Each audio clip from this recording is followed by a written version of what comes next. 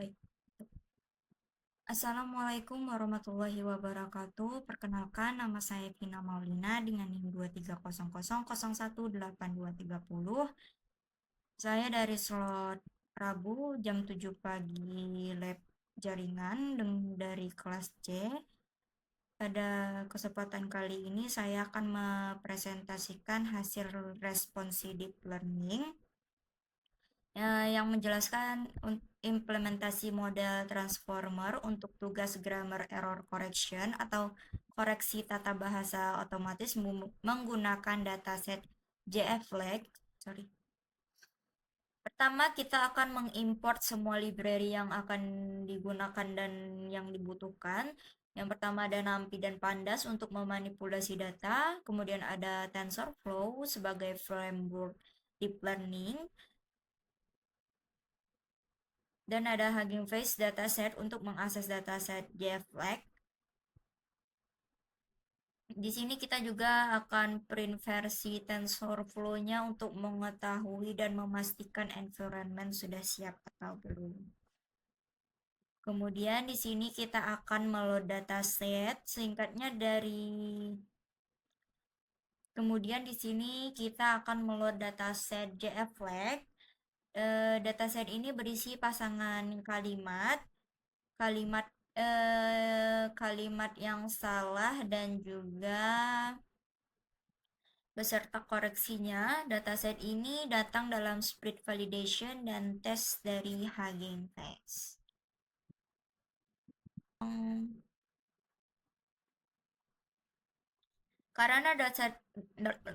Karena datasetnya kecil, kita gabungkan split validation dan juga tes jadi satu, kemudian buat data frame dengan 2 kolom input berisi kalimat yang salah dan target berisi kalimat yang sudah dikoreksi. Kemudian kita acak terlebih dahulu datanya agar distribusinya itu merata, lalu kita bagi menjadi 3 dengan rasio 80, 10, dan 10. Untuk data trainingnya itu 80%, untuk data validasinya itu 10%, dan testingnya itu 10% dengan random state 42. Selanjutnya ada tokenisasi dan padding. Pada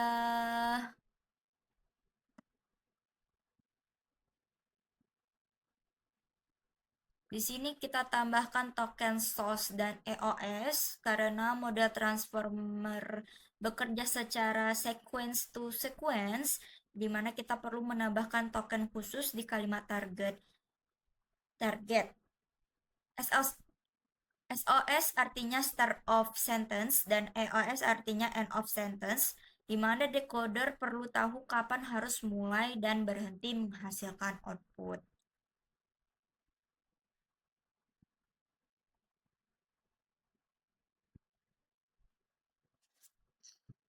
Di sini kita buat tokenizer dengan ukuran vocab 12.000 kata. Tokenizer ini kita feed pada gabungan input dan target di data training. Kemudian ada juga token UNK untuk kata-kata yang tidak ada di vocabulary. Kemudian setiap kata yang diubah jadi angka berdasarkan vocabulary yang sudah dibuat. Karena semua kalimat harus punya panjang yang sama, kemudian kita padding ya, tambahkan angka 0 di belakangnya hingga mencapai panjang maksimum di data training. Kemudian di TensorFlow dataset ini kita wrap data kita jadi tf.data.dataset supaya proses training lebih efisien. Kemudian training setnya di shuffle, lalu semua set di batch dengan ukuran 32 dan prefetch untuk performa optimal.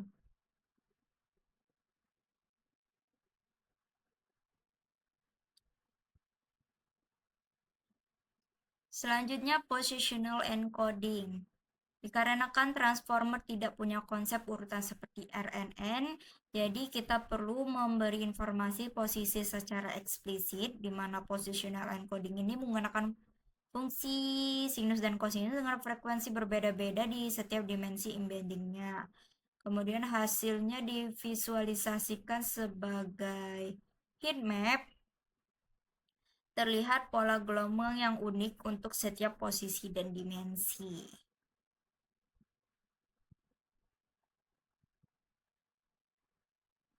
Kemudian kita bungkus logika ini jadi sebuah cross layer bernama positional encoding.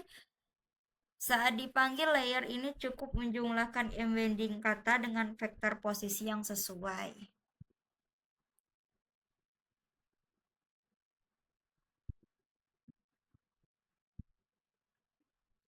Kita masuk ke arsitektur transformer. Yang pertama ada hyperparameter. Di hyperparameter ini baseline-nya kita gunakan itu pad layer. Kemudian dimensi embedding-nya itu 128 dengan attention-nya atau num head-nya itu 8. Kemudian DFF atau feed forward. Kemudian ada DFF atau feed forward dimensionnya itu 512 dan dropout rate-nya itu 0,1. Kemudian nilai-nilai ini akan menjadi acuan di percobaan 1 dan yang lainnya. Kemudian ada multi head attention yang mana adalah inti dari transformer itu sendiri. Di fungsi masking ini kita punya 3 jenis max. Yang pertama itu ada padding max untuk mengabaikan token null. Selanjutnya looking ahead max, mask, yaitu untuk mencegah decoder curang dengan melihat token berikutnya. Kemudian ada cross attention mouse untuk padding di encoder. Ketiga mouse ini digabungkan dalam fungsi create mouse. Lalu seluruh komponen encoder, decoder, dan output linear layer dirakit jadi satu kelas transformer. Selanjutnya percobaan 1, model baseline. Ini percobaan pertama ya.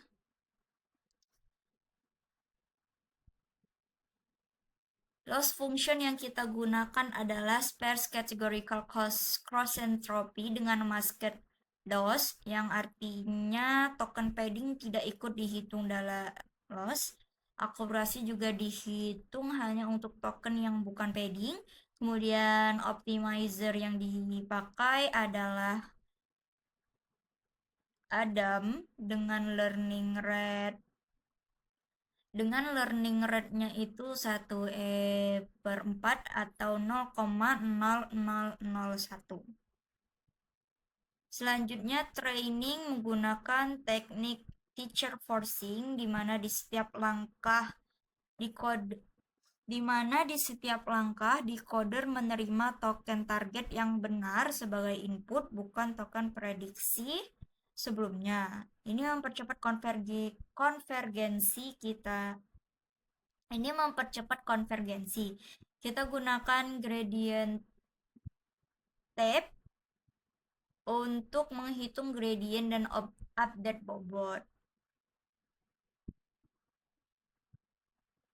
Di sini kita menggunakan epoch-nya itu 20, di mana setiap epoch-nya itu mengiterasi seluruh training set dan mencetak loss serta akurasi training set dan mencetak loss serta akurasi setelah di training group di sini kita menggunakan epoch-nya itu 20, di mana setiap epoch-nya itu mengiterasi seluruh training set dan mencetak close serta akurasi. Kemudian setelah selesai, bobot disimpan di H5. Kemudian hasil evaluasi model untuk percobaan pertama itu kita menghasilkan test loss-nya itu 5,3540 dan tes akurasinya itu 0,2331, yang dimana ini masih jauh sekali dari kata baik. Kemudian inference atau untuk koreksi tata bahasanya masih sangat jauh juga dari prediksinya sama inputnya, itu masih jauh. Kemudian di percobaan 2 di hyperparameternya itu saya ada merubah beberapa angka di drop rate-nya itu yang sebelumnya 0,1 di sini dijadikan 0,2. Drop on-nya dinaikkan untuk mengimbangi kapasitas model yang lebih besar. Kemudian learning rate yang kita gunakan itu ada 5E-5 dengan epoch 20 dan hasil evaluasi modelnya kita dapatkan tes loss-nya di 5,3114 dan tes akurasinya di 0,2501. Di sini ada kenaikan dari percobaan yang pertama tetapi masih jauh dari kata baik. Kemudian inference koreksi tata bahasanya juga masih jauh ya, cuman ada kata yang sama di itu saja. Selanjutnya di percobaan 3 modifikasi selanjutnya di percobaan 3 kita modifikasi arsitekturnya. Di sini di percobaan 3 ini hyperparameternya sebenarnya sama dengan percobaan pertama.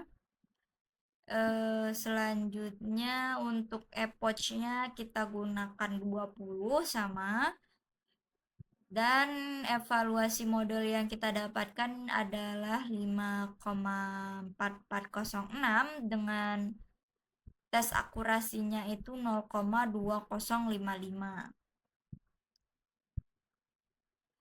Untuk inference-nya itu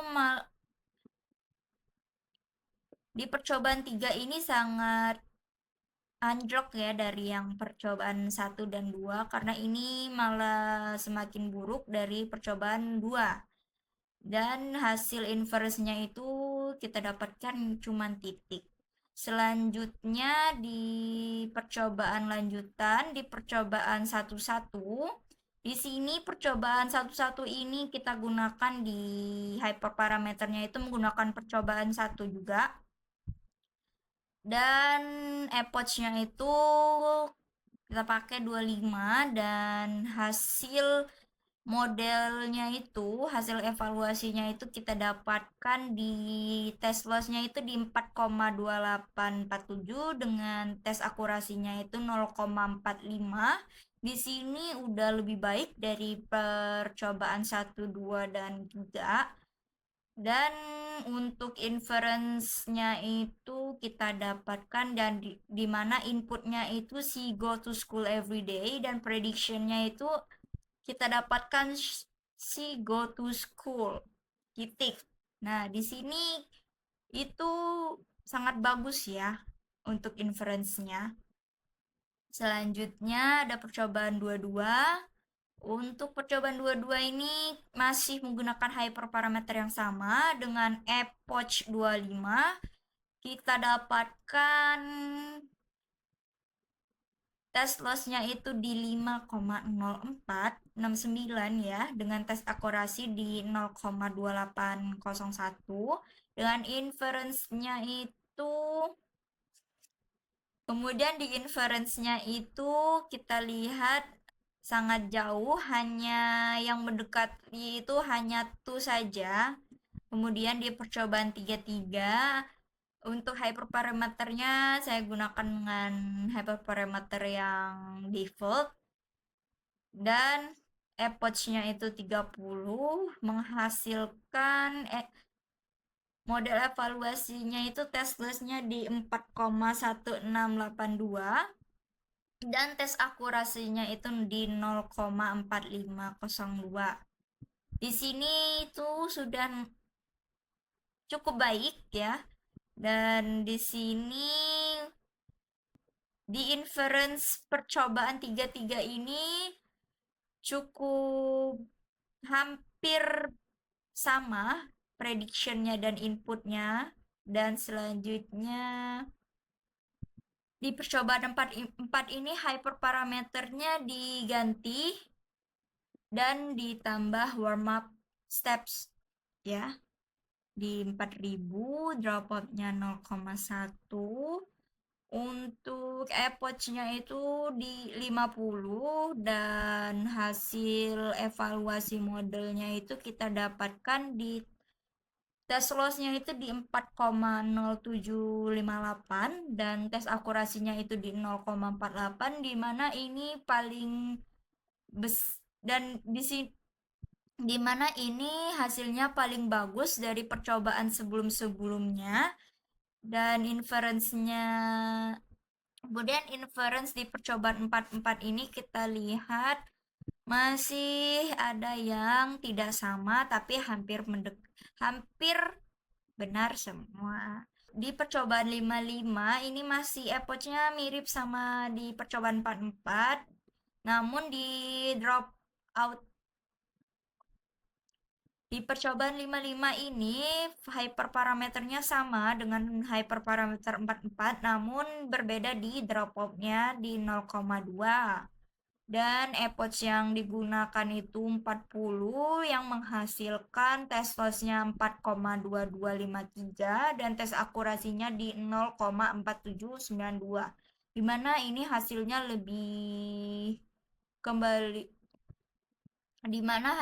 ini kembali turun daripada yang percobaan 44. Kemudian di percobaan 66 di sini dropout-nya diganti lagi di 0,15 dan epoch-nya itu 40. Kemudian di model evaluasinya itu tes loss-nya 4,3084 dan tes akurasinya di 0,407. Untuk inference percobaan 66 ini didapatkan malah prediction-nya itu he bukan she ya. Dan tapi di input prediction yang ketiga itu ada beberapa yang sama. Analisis akhir, kesimpulan dan perbandingan, 9 percobaan telah dilakukan untuk mengevaluasi pengaruh perubahan arsitektur model, strategi optimisasi dan pengaturan hyperparameter terhadap performa transformer pada tugas grammar error correction menggunakan dataset JFLAG. Kemudian percobaan 13 itu berfokus pada perubahan ukuran model dan arsitektur dasar transformer. Percobaan 11, 22, dan 33 berfokus pada strategi optimisasi dan regularisasi. Sedangkan percobaan 44, 55, dan 66 merupakan eksperimen lanjutan untuk mencari konfigurasi terbaik melalui kombinasi peningkatan kapasitas model, pengaturan dropout, serta penyesuaian warm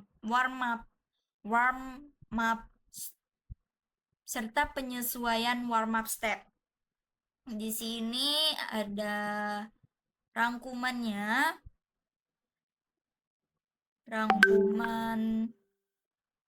hasil percobaan tes loss-nya. Mungkin itu saja penjelasan dari responsi deep learning tentang implementasi transformer untuk grammar error correction. Dari membangun arsitektur dari 0 sampai 9 percobaan hyperparameter tuning, kita bisa lihat betapa pentingnya strategi optimisasi yang tepat. Semoga bermanfaat. Terima kasih. Wassalamualaikum warahmatullahi wabarakatuh.